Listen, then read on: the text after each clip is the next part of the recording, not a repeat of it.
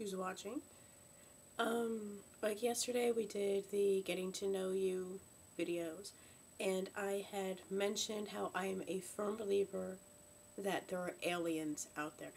Well, what had happened was, it was a long time ago. I was about 7 years old, and it was when we were still living in Pittsford, upstate New York, and my dad was out of town on business, like either like Japan or Hong Kong, not sure which one. And so it was just my brother, my mother, and I, because everyone else was already like away at school or just out the house. And for those of you who didn't know, I'm the youngest of seven, and there's a 20-year difference between my oldest brother and me. So it's a wide range. And so it was just Jason and me who were in the house with my mom. And it was really late one night, and like my mother is, I guess, what some people call like an energy sensitive person. A lot of people think that it's just BS. That sort of thing just doesn't exist. You know, they don't believe in anything even remotely metaphysical. So those of you who don't believe in that, just completely disregard this. But there's certain things that happen that you can't explain otherwise. But like what happened was we were all sleeping in our rooms, and suddenly there was a scream. And so like we got up, or rather Jason got up. When I'm asleep, I'm basically dead to the world. And he woke me up. And so we went in there. It was my mom, you know, she was startled by something. And apparently what had happened was she was sleeping, and then she was dreaming something, but then she felt something on her shoulder, and something had pulled back the covers, and that's what woke her up. And that's when these two things were standing over her, and that's when she screamed, when she saw these things standing over her. Like my brother, being an artist, he could always draw. He's always been able to. Like when he's ambidextrous as well.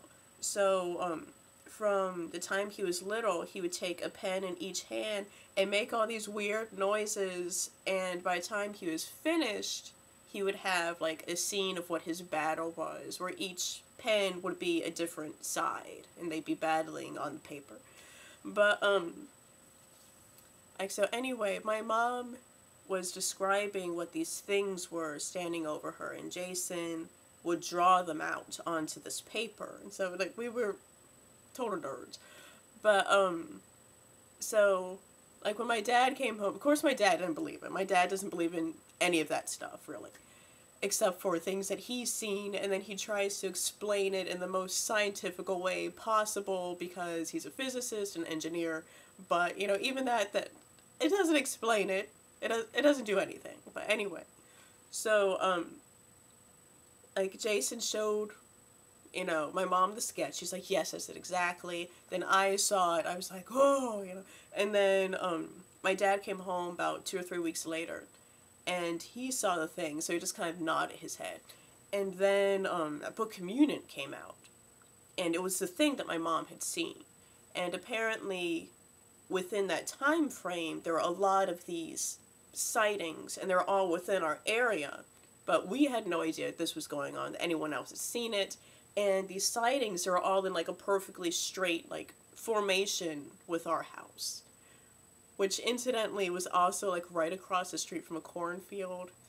And I'll just tell my cornfield story. Okay, why I have a fear of cornfields. When I was little, this has nothing to do with the alien thing. That's finished story. Well, actually, my mom got like visited again, but that's something else. And I wasn't there, so it doesn't matter. And when I was little, there was a serial killer who killed children with the same first and last initials. And my best friend, her initials were MMM. And people would always comment on how much we looked alike, and everyone thought that we were twins. And so we lived across the street from this huge cornfield. And my brother, he was like, Lee, killer. You know, I forget what his name was. Who like initials killer or something like that. And oh yeah, and also we lived in Monroe County. He would kill children with the same first and last initials who lived in the city or the county with that start with that same letter. And so, you know, her initials were MMM. We lived in Monroe County, so she was a big candidate to be bumped off. And so Jason, he was like, you know, Lee, the killer, he's living in the cornfield. He thinks that you're Morgan. He's gonna kill you. I was like, what? Oh my gosh, yeah. Yeah, and so he took me into the cornfield, and I think it was pretty cold outside. And so he took me into the corn, and it was really high at the time.